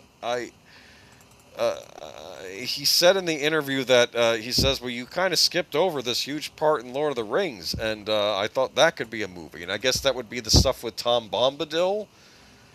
And I can't see that becoming a whole movie in and of itself. That's not standalone. It actually, the reason it was left out was because it was like, this is not necessary to the plot at all. It would throw the pacing of the movie off. And to be fair, Jackson said in the interviews, look, there's no saying that they didn't have those adventures and scenes that were maybe cut out. Right. But they just didn't make it into the movie. Like, he's not saying that those events didn't happen in the context of the movie, just that it's for pacing issues and the fact that the movie was already well over 3 hours long. We just couldn't include that stuff. And I get that. And I'm getting Lord of the Rings fatigue, and I feel bad because that's not a derision against J.R. Tolkien or his great novel or The Hobbit, because those are timeless classics and they always will be. I think maybe it's this Hollywood treatment from Amazon's disastrous series to this Warner Brothers now trying to make into a film franchise. I'm just leave it alone for a while. And there are other fantasy books out there. There are other great epics out there you could be adapting into movies that by other writers, and maybe I would argue there are some that it's criminal that have not been done yet, but that's a whole other topic to get into someday. And maybe just give it a rest. You did a good job with the first trilogy, at least that's my opinion. Some people have different ones. Hobbit, I'd love for you to go back and do The Hobbit correctly, but that won't happen. So let's just move on. Well, but honestly, there is a fan edit out there that takes those 3 movies, chops it down into one, and it is a much, much more faithful adaptation. Fans should not have to do that, but they do, and it exists. Do you know that the Rankin Bass Hobbit, as it exists now, is missing sound cues because they lost recordings? Really? But old VHS copies still exist. Guys, you could get some sound engineer, get a student interning, and you could recreate those sounds and put them back in. Don't tell me you couldn't do that with the technology we have now, especially with AI. Maybe there's something you could use AI to do. Dude, I literally just posted to my Star Wars group on MeWe. I posted a part 2, actually, of AI generated footage for a live action treatment of Heir to the Empire that's pretty damn good. It's amazing. And I'm telling you, Hollywood had better start making the stuff people want to see, or they're going to do it themselves, and Hollywood's going to make nothing off of it. You're going to be left holding an empty bag. I do want to address this comment from Geek Flag. Now, I will say this, Geek Flag. In the case of Lord of the Rings and The Hobbit, these classics will always be classics. They cannot destroy them. They're always going to be around. The original version is always going to be around. I don't care if the publisher decides to go in and start hacking up the language. There are enough copies of Lord of the Rings out there in circulation. We won't be losing the original text, okay? They cannot destroy these original works. John But I see Solo what you're saying. just- It's annoying. John Solo just did a video about the Roald Dahl's the BFG, Awful. Big Friendly Giant, and he was ripping that whole thing about going after the language in Roald Dahl's books and whatnot. And I don't know anything. Obviously, his channel is not politically based, and he Right. doesn't really talk about political things. I have my suspicions about what his politics are, but it doesn't matter, because to hear him, just ripping apart the most bizarre, ridiculous decisions about what to leave out, and he was like, there were some things that they wanted to edit that would have made a lot more sense than some of the stupid things they actually did. And he's like, it just hurts my brain. And I was just laughing so hard at some of the things he was saying. But I digress. Yeah, I know we had done a story about that. They had tackled Yes. Charlie in the Chocolate Factory. I think they didn't want to call Augustus Gloop fat. I'm sorry, that's his character. He's gluttonous. Right. That's his flaw. Okay, that's the whole point. Well, I love the thing about there's one thing in the BFG where part of the story is that these giants, these fantasy creatures that eat human beings, they are monsters, okay? Yes. They also happen to all be male, because there are no female giants. Right. That whole reference was completely excised. And John Solo is looking at his camera like, right, because there's so many women that would be offended by the idea that they couldn't be cannibals themselves. What are we talking about here, people? This is nonsense, and you're going after a writer's work after he's deceased. There has been a best part about a television version of Lord of the Rings is you could include everything from the book. Well, that's what I thought that Amazon was going to do when they got the Lord of the Rings license, and then I found out what they got was the appendices, because I thought they would have the rights, the television rights, to do a television adaptation of the original books, which I figured, okay, well, maybe they can do things that weren't done in the movie version, but that's not what we got. Right. So this is just ridiculous, and I'm sorry, Colbert. I don't know. I'm done. Not doing it. See, just from a simple marketing standpoint, they haven't gotten the message yet. Certain people now have made themselves poison for box office. So even if he really is a true fan, and all he's doing is producing it and putting up the money, there are people who will not see it because of him. And honestly, with a project that's got the margins that these kinds of big budget films have, it's gonna flop. It's gonna flop just because of that decision. I don't know even if they had another writer on this. I don't even know if there's an audience for these movies, though, because I think they're acting like that Lord of the Rings was this hit franchise and series. It was back in the early 2000s, and Yeah. because the story was told, though. There's something left to tell. You did the 3 movies. You had a shot with The Hobbit. You messed it up, and now Let's here we are. Let's be clear about why it was a success in the first place. It did 2 absolutely crucial things. First, it didn't piss off the fans. It was absolutely true to, well, at least those first 3 movies were absolutely true, if abridged. True to the spirit. But even that was covered by footage that was added in the DVD releases. So Yeah, you didn't piss off the fans. You had all the fans on board. It was also an excellent epic film that non-fans could love and therefore become fans. This is the only way that you can have a success. And they keep shooting themselves in the foot every time by putting out crap that the average audience isn't interested in and pissing off the fans so they're not interested either. So who the hell is your audience? Also, Peter Jackson, what are you doing right now? This is what you want to do? Seriously?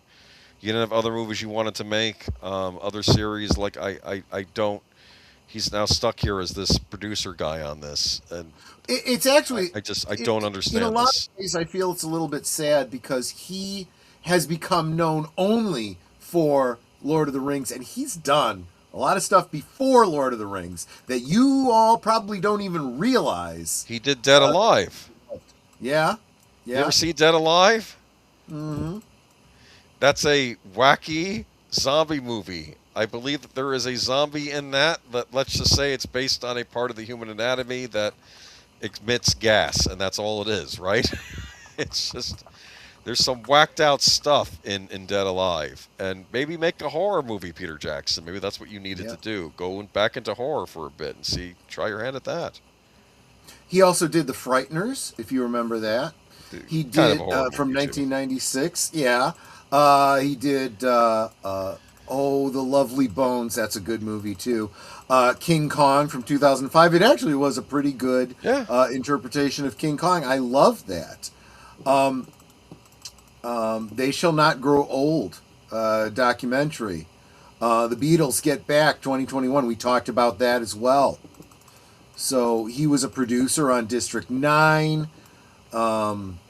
Really, he's. I like District 9. He needs to be making. He needs to get past Lord of the Rings. He's crippling himself with the success he's had in the past. A long time ago, I had a friend who was making an animated version of Lord of the Rings. He was using Photoshop, but unfortunately, his laptop and all his stuff was lost back in 2012. Oh, it's that's tough. killer. Always back up your stuff when you're working on that. You but I know, it's hard. it's funny that brings up, going back to gaming real quick. You know, I've talked about this a bunch of times that I've been playing Fallout recently. A lot. I've been playing Fallout a lot. And I was doing this thing, I had just done a mission. I was getting ready to go on another one. It involved a long walk. You can't, fast travel to someplace you haven't been to before. So I had to get there. I got there. I got into this fight, and I got stuck in the terrain. You know how that works. And you can't fast travel because there's enemies around. And I couldn't do anything else, so I had to go back to my last save. And it was way, way back. And I was like, damn, I got to do this all over again.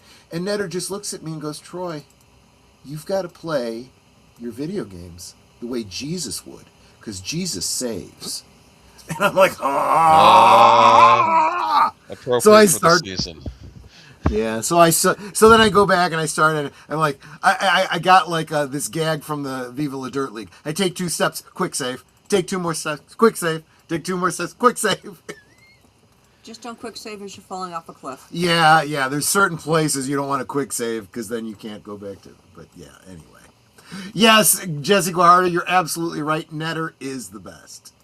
This is why I always love Prince of Persia: The Sands of Time. I'll have to do a good old days on that sometimes, because when you would fall off the cliff in that game, you could use the Sands of Time to retrace your steps.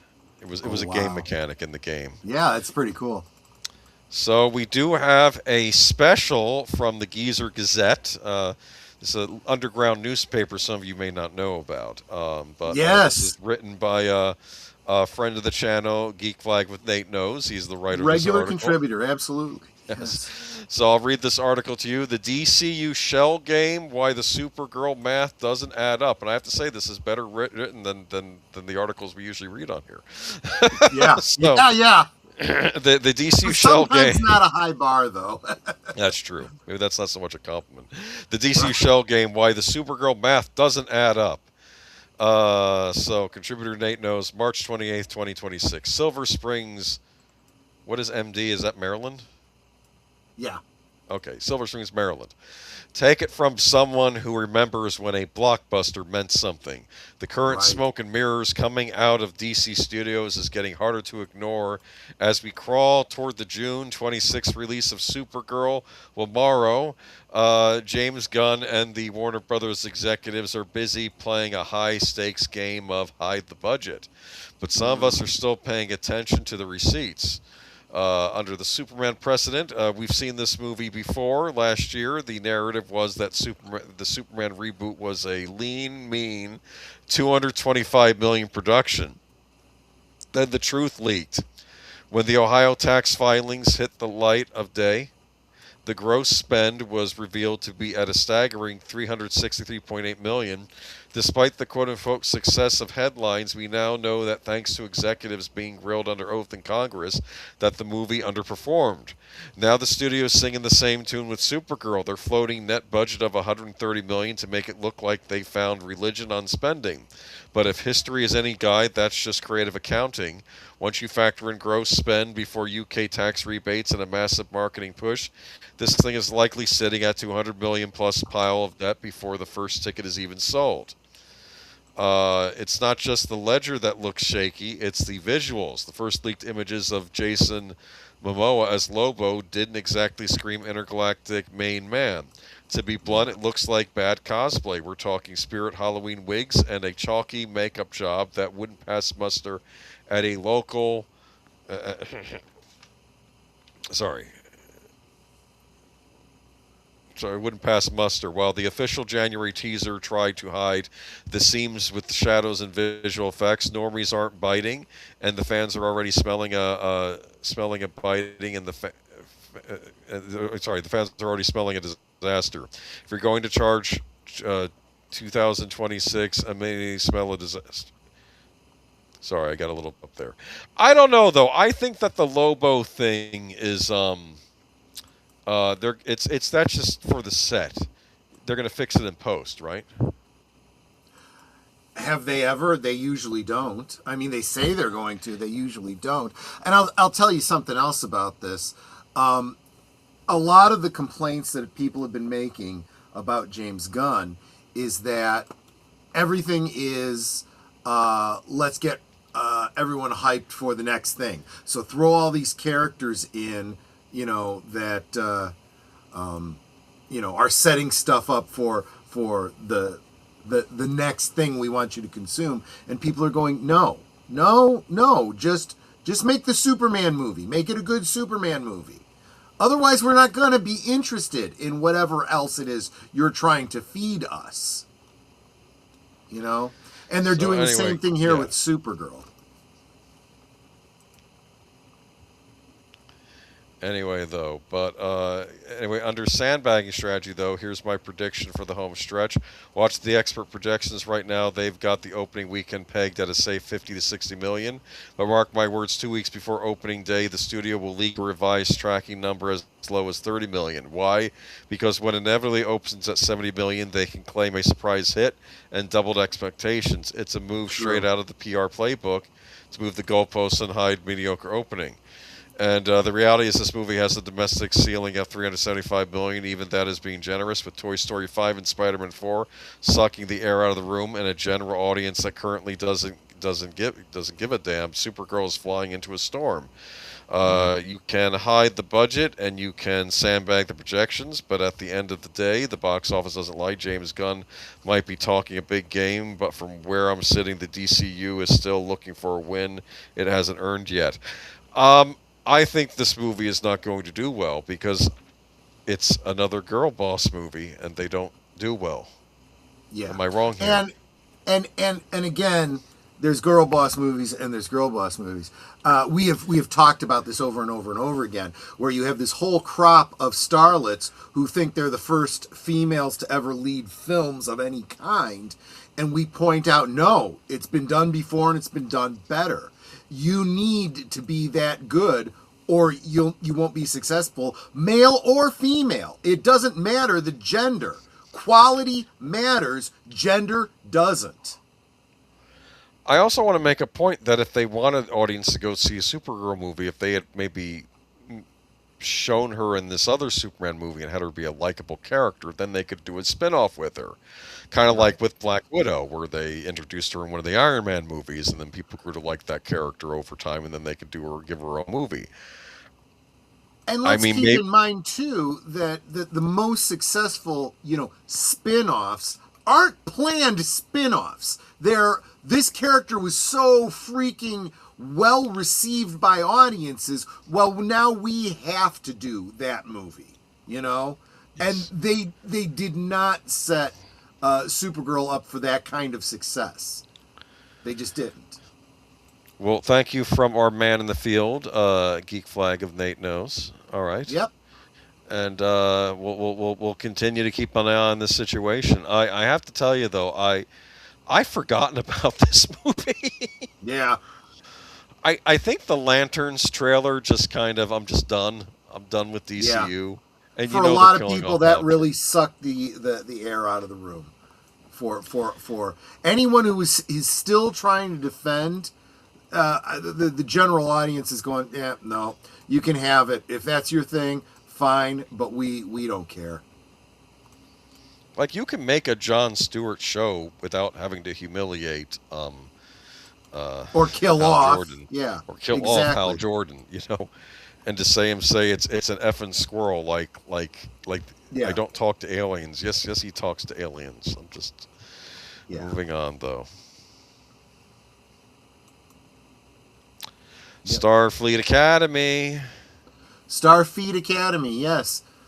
I think I swallowed my com badge. Yeah. Yeah, and then the doctor says, not already, right? Yeah, as if this is something that's expected to happen. It's like, what is wrong with you? You know? Do you remember are you all mentally deficient? Do you remember on TNG when Ensign Gomez, she splashed the hot chalk on Picard? It was this huge thing, like she was horribly embarrassed. Right. Like this is not how a Starfleet officer behaves, you know, and of course Picard let it go. But it was, I had a point like there on TNG they explained that there was decorum. Right. Like even later on in that episode when she says, In I can't fact, stop thinking. Go you ahead. even had an episode, well, a two-part episode that established that Captain Picard was actually pretty laid back in terms of Starfleet. Your average Starfleet captain didn't put up with the kind of stuff that Picard did. Jellicoe would have beamed her out into space or something. Kidding. Well, something like that, yeah. It would have been like, you know what? You're relieved of duty. Get your head together, girl. You know what would have been interesting, though, if Jellicoe had to do an intern thing or some swap thing on the Klingon ship, and one of the Klingons went to mess with him? I would have liked to have seen how that turned out. Right? So you always see these kinds of things from the point of view of the characters you really know. It would be interesting to see a character like Jellicoe being put in command of a Klingon ship, and him being like, I don't think I can do what I would do on a Federation ship. Well, what would you do on a Federation ship? Well, I would dress this person down and relieve him of duty. And a Klingon would say, well, that's exactly what you do here, except you do it through corporal punishment. Oh, okay. Wham, bang, boom, ding, dong. Oh, I like the way you Klingons do these things. See, there's your Star Trek movie where I had the idea that it would be interesting if they did a Star Trek movie about Federation people having to work on a Klingon ship for some kind of secret mission where the Klingons actually needed Federation help with something.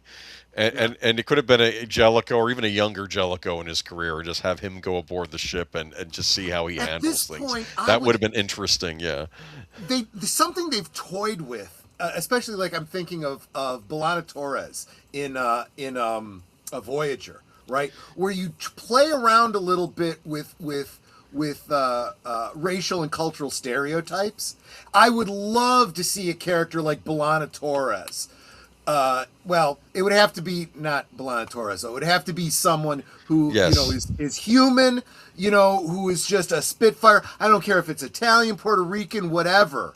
And they just take to the culture, the Klingon things, and this is just like I don't think you should be talking about that. That's very culturally insensitive. It's my culture. Back off. Well, that would be so funny. Then they're gonna take off their slipper and smack them upside the head. Yeah. Oh God, could you see that? This little like Hispanic female officer go after the Klingon with like a shoe, and these humans are crazy. No, not humans, just Puerto Ricanos. Oh, funny. That would be awesome. That would be great. That's how you put some humor into your Star Trek. And not. I think I swallowed my comm badge. You really should be in a room with a helmet on, Yeah, you 'cause know. my thing is, how did your combat get in your mouth? Exactly. Your fork needs to have a cork on it. Okay. I mean, this is Well, how. well, this is what kills me about Discovery, though, because there were some interesting ideas in that first season of Discovery that, under better writers, could have worked. Like the idea of Michael Burnham, her name should have been Michelle or something else. I don't know why they insisted on calling her Michael. Because it was yeah, they're trying to kill the whole gender. It doesn't make any sense. Anyway, No, it doesn't. they could have I like the idea of her, maybe, okay, her parents were killed, they were on an Earth colony, her parents were killed by Klingons, she was adopted by a Vulcan family, which shouldn't have been Spock's family, that was stupid. Yes, but have it be another exactly. Vulcan family, and so she's raised on Vulcan, and she kind of adapts Vulcan logic techniques in her own mind, and I thought that was interesting. But then I got the impression that she had built up rage, and because she's not a Vulcan, she didn't have the practices to make her keep those emotions in check. So when she went to fight the Klingons, she went all rage on them, and that was an interesting idea they could have played with. You could have explored, bigotry and animosity towards certain people because of an experience you've had with them.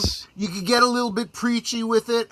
That would be a great and interesting way to do it. That would be in keeping with how Star Trek is done, the kind of progressivism that they claim Star Trek has always had. But no, they don't have you have the level of intelligence of people who write, "I swallowed my comm badge."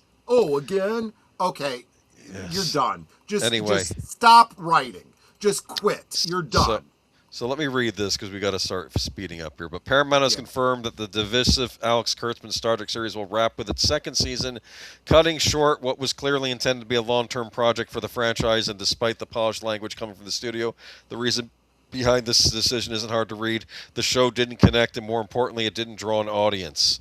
It said critics approved, audiences did. On paper, Starfleet Academy had the kind of support studios love to highlight. Critics largely give it a pass, but audiences told a different story. The show currently sits at 51% audience score on Rotten Tomatoes and 2% on critic list. Nielsen problem, Paramount can't ignore. If there's one data that cuts to the spin, Starfleet Academy still hasn't cracked the Nielsen top 10 streaming originals list. It was terrible. So yeah, it's only getting a season 2 because that's part of the contract, and they already shot it. So we are stuck with it. They're not going to make it a tax write-off, which I almost think they should. But it's too late for that now, I guess, because they showed the first season. And let me get into this one real quick, too. Paramount ends the best new Star Trek show after Backlash. What is this? I saw this, and I laughed so hard. Is this a bunch of nonsense? This is just obvious. They're just making it obvious what shills they are. If you didn't know, it's obvious. Yeah, so Star Trek Starfleet Academy sophomore will be its last. The newest installment is concluded at the end of its coming second season. News comes amidst upheaval at Paramount. Okay, according to reports, the series has been canceled at Paramount following its second season, which has already been filmed. Mm-hmm. But it goes on to what Star Trek Academy was about. But series producer Alex Kurtzman and Noga Landau shared a letter with the show's fans thanking their cast and crew for their dedication to the series. Do you want to hear it? Yeah, go ahead. This is from Kurtzman. It's been my and Noga's joy and privilege to help carry Gene Roddenberry's extraordinary vision forward with Starfleet Academy. Yeah, this was not Gene Roddenberry's vision. Thanks to the hundreds of hardworking humans who poured every ounce of their talent into the work daily with imagination and reverence. We are in post-production now and will be the second and final season, but we saved so much on socks, I don't know why they couldn't agree. But we're so proud of what we've accomplished together on this show and the world we will get to see the work of these extraordinary artists when season 2 airs. We will finish strong. I don't think they're getting any more series. No, they're absolutely not. Whether you're working on Star Trek or part of Marvel's Star Trek fandom, it's very heart, soul, and conscious. The joy that comes from adventuring across boundaries of space, time, and human possibility in service to Roddenberry's transformative vision of the future. Is that why you had him blow up into bloody chunks? Yeah. Some character named Gene in one of the seasons of Discovery as a joke. Exactly. See, people pick this stuff up and they're like, yeah, no. Sorry, you don't get to try and hawk that malarkey after what you did.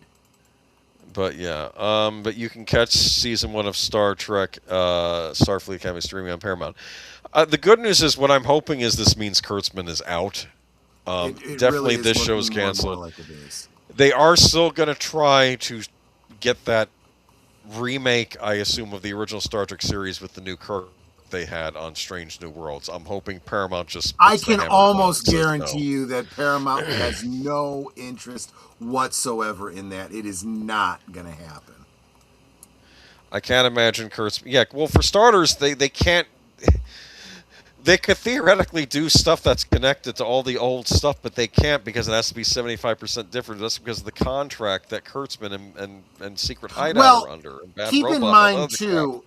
Keep in mind too that they need it to be distinct if they're going to profit from it.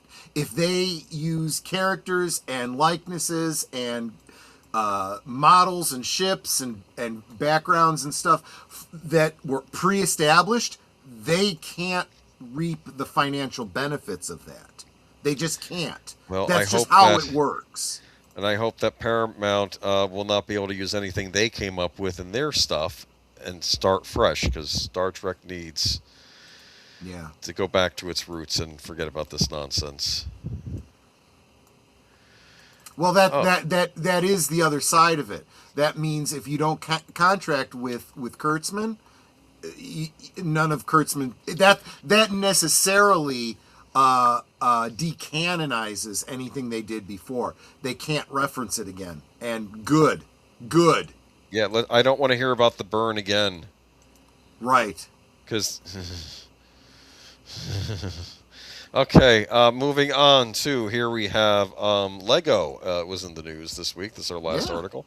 Lego is wrapping up construction of what will become one of its first most significant global manufacturing hubs, with its Chesterfield County factory positioned to supply a large share of the North American market. This company plans to double its local workforce and begin building a large on-site solar park this summer, and the project moves closer to completion. The Danish toy maker broke ground on the more than $1.5 billion facility in Meadowville Technology Park in 2023. The 1.7 million square foot campus is expected to bring more than 1,700 jobs to the region and serve as a key production center for Lego's operations in the U.S. and beyond. Well, that's good. They're making it in America. Look at that. Exactly. And Lego plans to use... there are financial benefits to doing that. Yes. So when you buy Legos, you can say "Made in America." Look at that. The company says its workforce will nearly double over the next year. About 500 employees currently work across the project. Temporary facility, with that number expected to grow to 900 by the end of 2026 as Lego prepares for highly automated molding and packaging operations. Do you know what's funny? Do you know why I started getting into Legos again, or at least I was trying to? Because I was getting frustrated with modern game consoles, and I was like, what was my big hobby before I got into Nintendo? And I was like, oh, it was Legos. But then I find, as a middle-aged man, that I don't have the patience for these things that I had when I was like 10 years old. Yeah. Like, it's like, because I know you stayed consistent with your action figures, but I mean, that's not the same thing either. But whereas I moved on to other things, then you go back and you're like... Legos are almost they're not just toys. When you're finished with them, you can treat them like toys. Sure, you can. But you have to build them in a kind of like puzzle kind of way. Yes, and I thrived on that as a child. Yeah, but I get where you're saying you lose patience with it as an adult. I get that. Well, because it's funny, because after the flood, I had to build a lot of the furniture for our house. I had to, follow the instructions and put everything together. Right. And of course, I always cited, how did he get so good at building furniture? My family says, well, because I learned how to follow instructions by playing with Legos, and it's not a huge leap when you're putting together a cabinet or especially with some of these awful Chinese instructions, you can still follow along and figure out what you're doing. Right. But then when I went back to play the little sets, I'm like, wow, this is like me doing putting a chair together, but it's minuscule. Yeah. But I will put together my space sets over the summer. I promised I would do that for the library. I got a couple of retro space sets, so I will put those together. And so good on Lego though, and America Lego is cool, but so many things Lego became less creative than it was It's when I was a funny kid. because it's almost, just I don't know, about 6 months ago, everyone was complaining up and down, especially in the Lego sphere, this is these what do you call it? These tariffs are going to make it impossible for us to be able to afford the Legos. This is terrible, blah, blah, blah, blah, blah. Well, gee, maybe they should make them in the United States. Oh, that's not how it's done. Well, guess what? Now it's being done that way. I wonder why. I wonder why. Booger, I do want to recommend something to you, because you're saying American Lego is cool, but so many theme sets, less creative than it was when I was a kid. I want to recommend to you, Lego has a line called Creator Sets. Yeah. And the cool thing about the Creator Sets is they're not really based on licenses. They're sort of homages to some of the Legos you grew up with. And you can create, they come with instructions that allow you to create 3 things out of one set. So you can tear it down and build something else, and tear it out again and build something else. I got the haunted house one, which is pretty neat. And the haunted house you can later turn into a train station or a sailing ship with the monsters on it. So that's kind of interesting. Look into the Creator Sets. They have a pirate ship you could buy. I don't know if it's still on the market, where you could turn in different things. So that I think is more what harkens back to what you and I grew up with. So I would look into the Creator Sets they make if you want an old school feel. But unless the furniture doesn't come with a manual, there's over 100 pieces. Yes, I know. And sometimes they forget a key piece, which one time I sent the thing back to Amazon because I'm like, it's missing a piece. You're getting it back. Anyway. So that wraps up this stream. And I know we got to call it quits in a minute, but I believe we have reserved seats coming up. Is that right? If you're YouTube. here, deleted, let us know, because I thought that what he had coming up was a members only stream. Members only. My apologies. Yeah, I should have checked. That's why I didn't set up a forward for that. So I should have checked up. If I'm wrong, let me know. Yeah, and then in an hour from now, we're going to have another episode of Doctor Who, right? Or is 2 episodes? Part 3. Actually, part 3 for us. It's actually episodes 5 and 6, which wrap up the Keys of Marinus. So we're going to be wrapping up that teleplay, and hope you guys are enjoying the. We took a little break from Doctor Who last week because I was out of town, but we're getting back into it this week. So there you go. Yeah, so that'll be fun, and I like that title, The Keys of Marinus, and of course, you'll have a Monday night movie tomorrow night, right? Yes, it'll be, and I haven't looked to see who's winning the poll, but I had a poll up of a number of Chuck Norris films. We're going to be watching a Chuck Norris film and celebrating the life and career of a great American. Yes. On Monday night, and then of course every weekday afternoon at noon Central, 1 Eastern. I do Liquid Lunch, where I just hang out with you guys for lunch, talk about a different topic themed to the day, and if there's something you want to talk about, it's very, very easy to get me off the topic I was planning to talk about what you want to talk about, especially on Tuesdays. And so Tuesday after, I don't know if Deleted has his mystery movie night for Tuesday, but at 7:30 Central, 8:30 Eastern, we get into Twin Peaks live from Sparkwood and 21. The episode, I believe, is The One-Armed Man, followed immediately after by at 9 o'clock Central. We're returning to Sherlock Holmes, the Granada series. The episode is the what was it? The 9 Napoleons or something like that. Speaking of Star Trek, Marina Sirtis, Counselor Troy, in an early role in that. I believe that's pre Next Gen.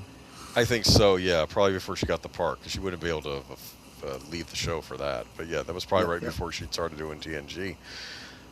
And then Thursday, Netters Network. Anything in particular that we're talking about on Thursday? I don't have a topic. I also don't have a guest. Hey, y'all, if any of you would like to be a guest on Thursday Things, If you haven't been on before, if you got something interesting you want to talk about, Yeah. you want your channel to get more recognized, drop me a DM on Twitter X and let me know. Let's get you scheduled. Absolutely. And then Friday we'll be on again for last call. We'll be Last call. Did we talk talking about AI? We're doing another AI stream. Oh, we're doing an AI stream? Okay, I didn't Yes, remember okay. if we had firmed that up or not. No, but we're yeah, doing good, AI good. unless you have something more prescient, but I think we have enough stories and We definitely do. all right. The AI articles are coming fast and furious. So Yes. definitely. Oh, look at this. Thank you so much. The Shiba dog, or the as you say, the farty fox. The farty fox. We Farty love the fox. farty fox. Thank you so much. Was that Nate? No, that was Lady Miss. That went to Netter's Network. Thank you so much, Miss thank Lady you, Miss. Lady You are Miss. wonderful. All right. Well, I think on that note, we'll call it a night. It's a night. Oh, Yes. oh, you mean wrap it up? Okay. Wrap it up. Thanks so much, guys. Take it easy, and members, get over to Deleted C's channel. Talk to you later. See you on the next one. Bye bye. Good Bye. night.